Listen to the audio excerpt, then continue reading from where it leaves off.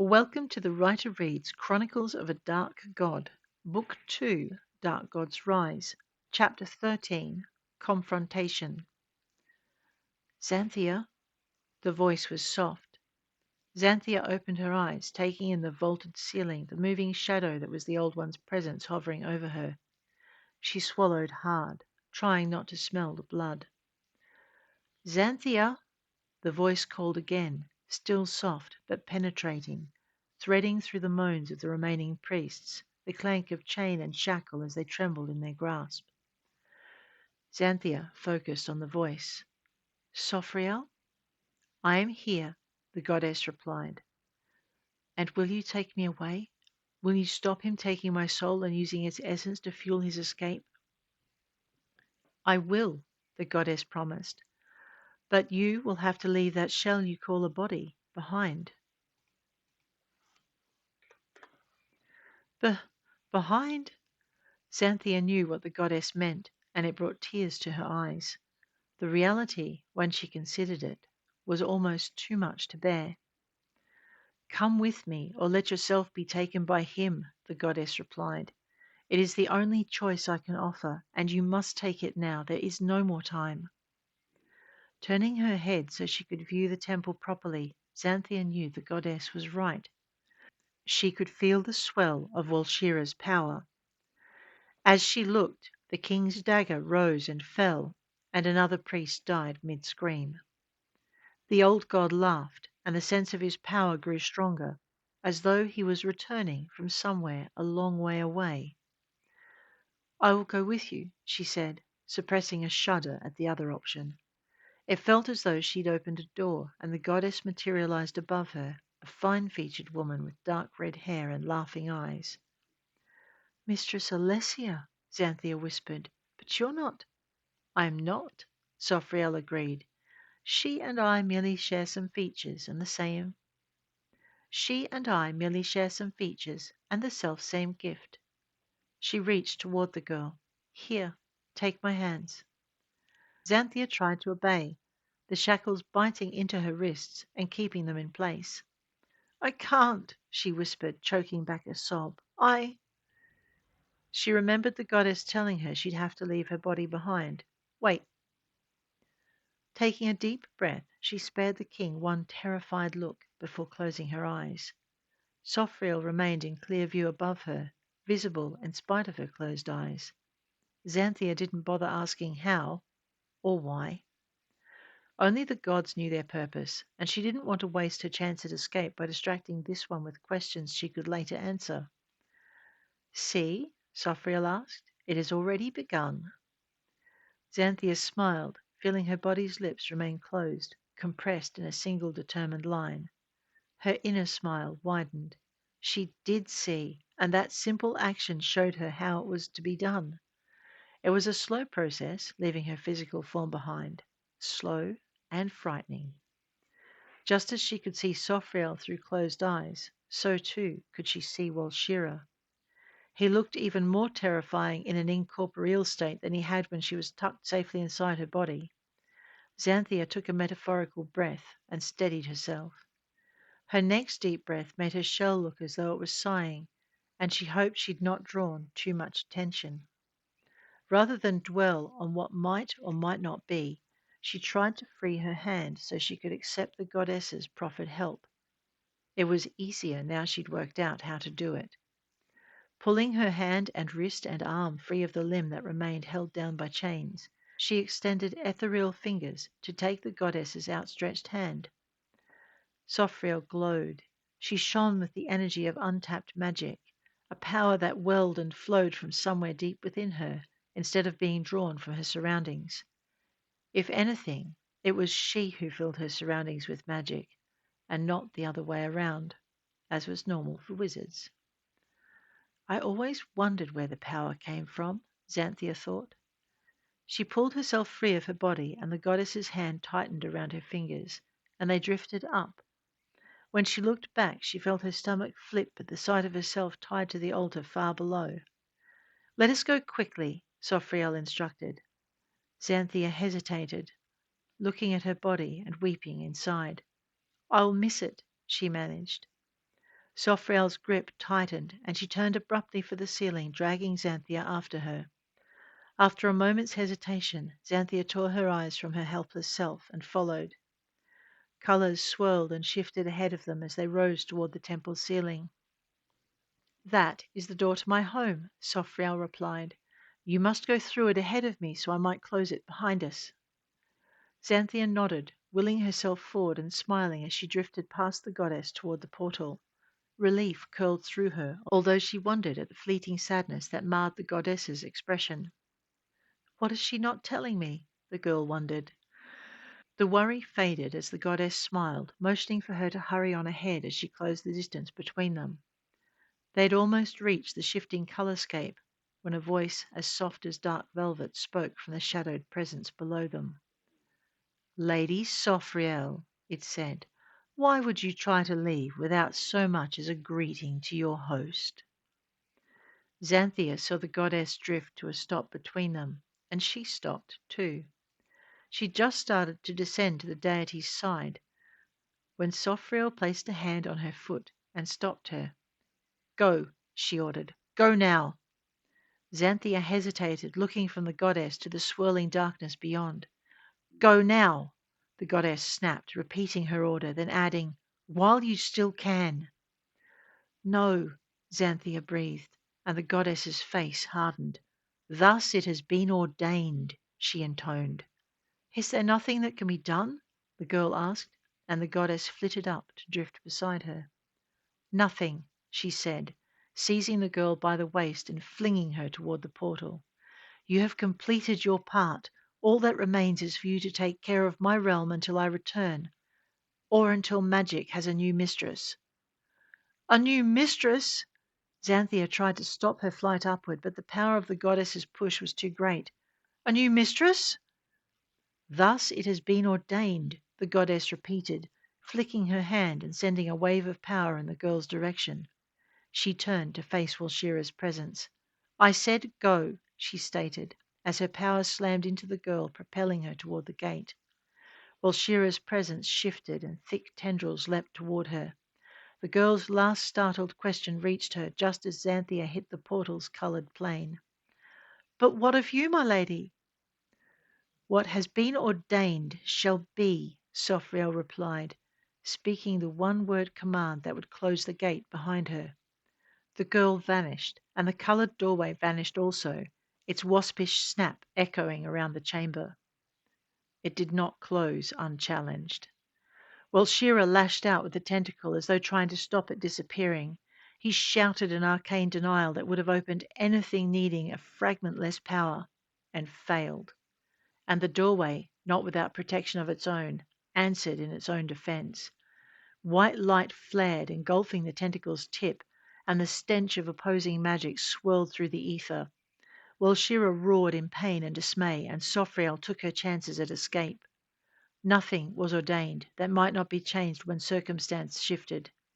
She leapt for the wards edging the temple, hoping to slide beyond them before the old one could prevent her. Walshira extruded another tentacle, replacing the one he'd lost to her portal, but his voice reached further and faster than she could travel. He spoke 3 words in a language that did not belong to either the gods or the arcane. It was much older.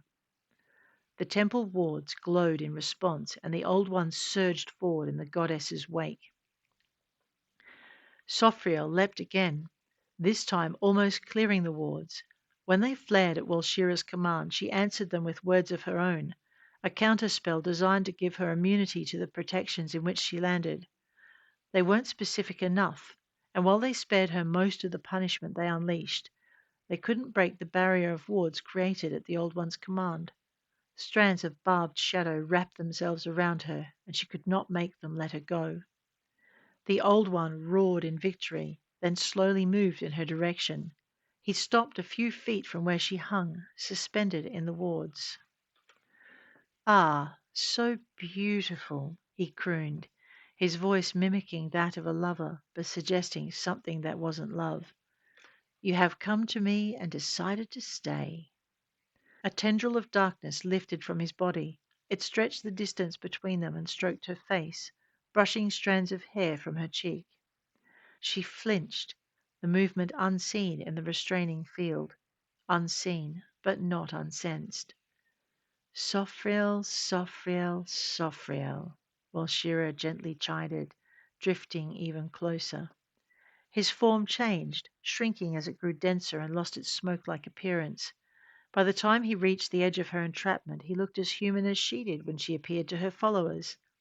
The form he'd chosen was a handsome, coffee-skinned man with jet black hair, angular features, sensuous lips, and piercing dark eyes. Trim and muscularly athletic beneath a loose tunic and well-fitting breeches, he paced a little closer. The smoky tendril resting against her cheek morphed into a finger, and he traced the tip down her face before laying his palm along it. Sariel watched his approach with outward calm, but inside she was cold with fear. Where does a goddess go when she dies? She wondered.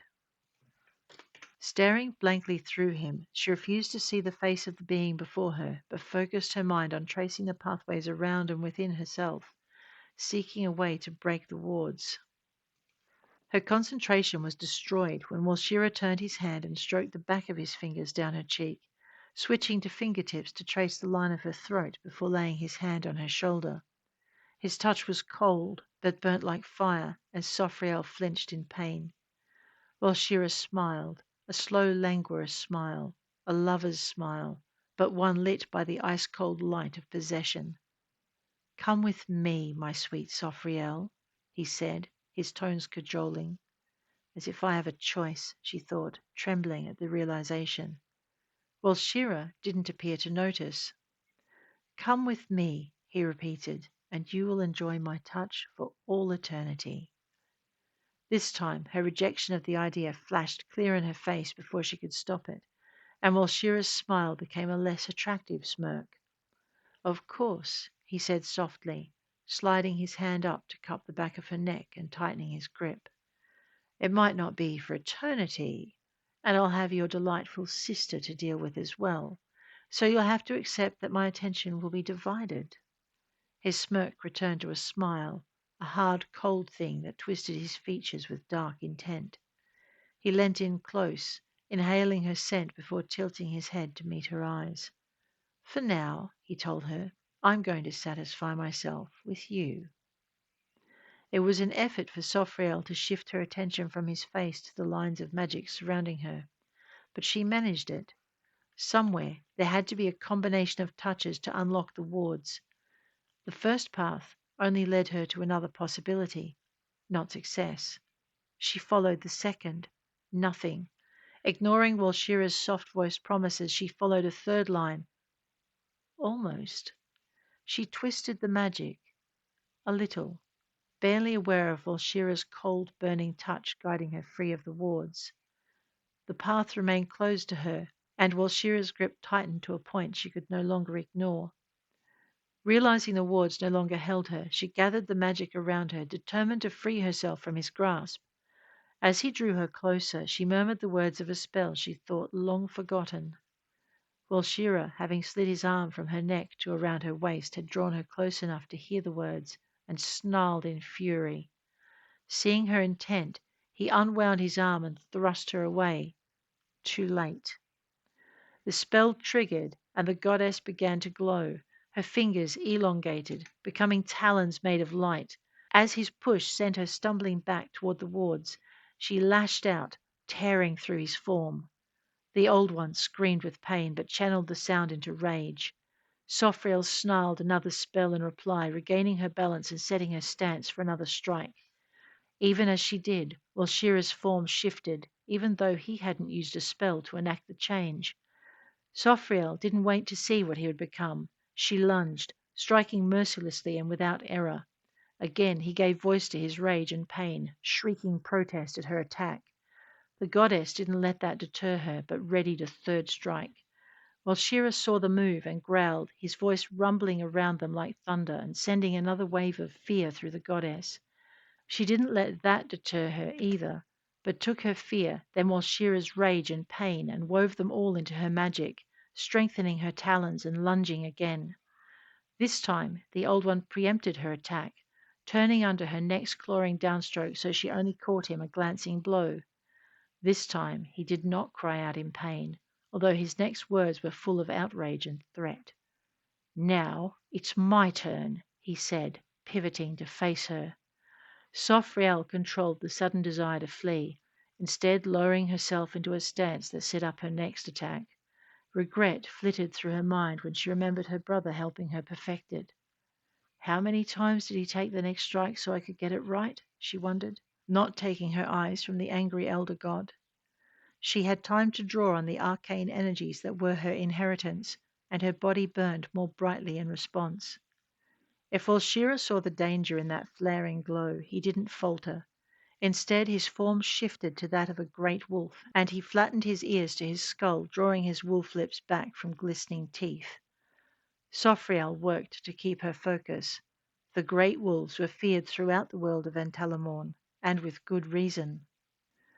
This is their progenitor? She narrowed her eyes.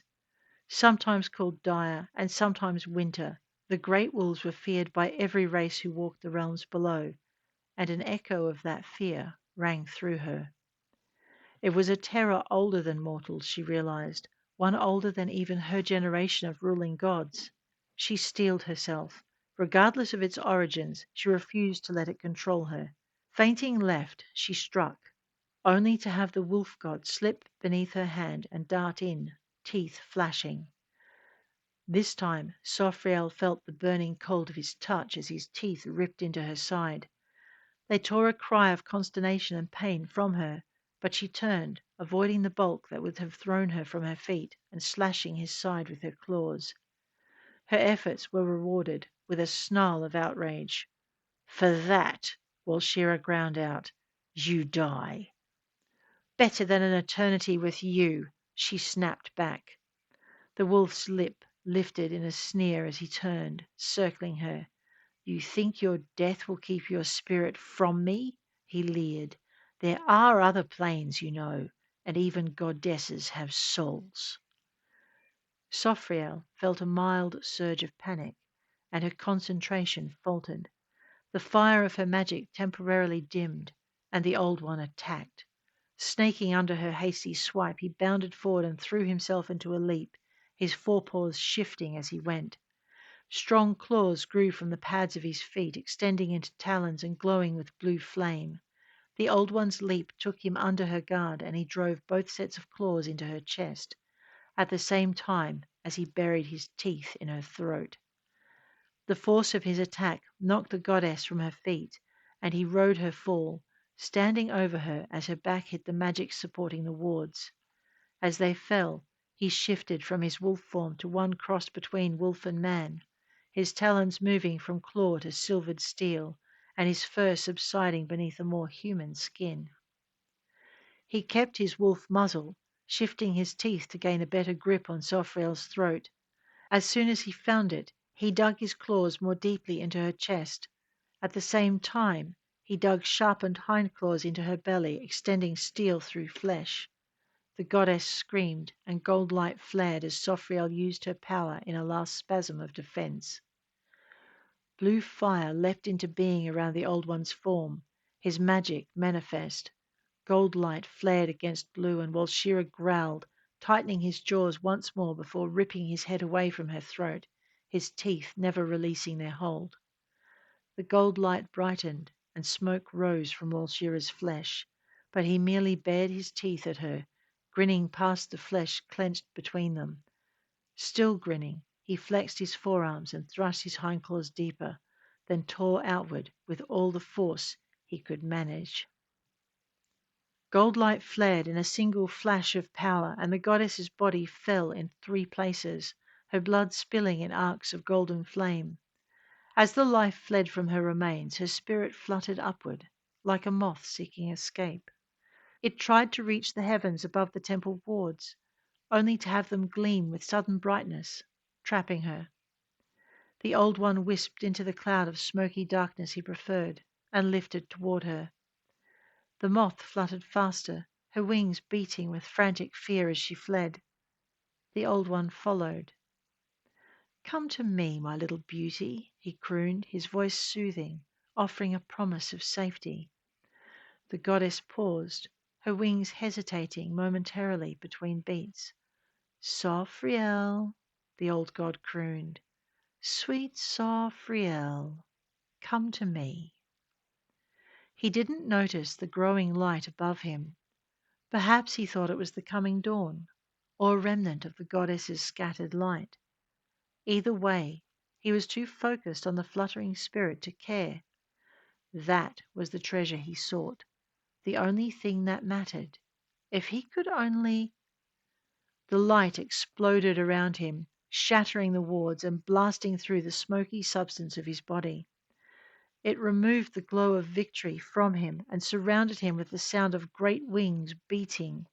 Light overwhelmed him. When it faded, and he was able to draw himself together once more, the goddess and her remains were gone. While Shira lifted his gaze to the plainer skies, searching for whatever had taken her, all he found was a swiftly diminishing speck of light on the far horizon, and he knew what it was that had taken her. Resentment rippled through him. Resentment and defeat. There are still powers older than I, he acknowledged numbly. He was so busy watching the speck that it wasn't until it disappeared that he noticed the resistance in Wildergen had faltered.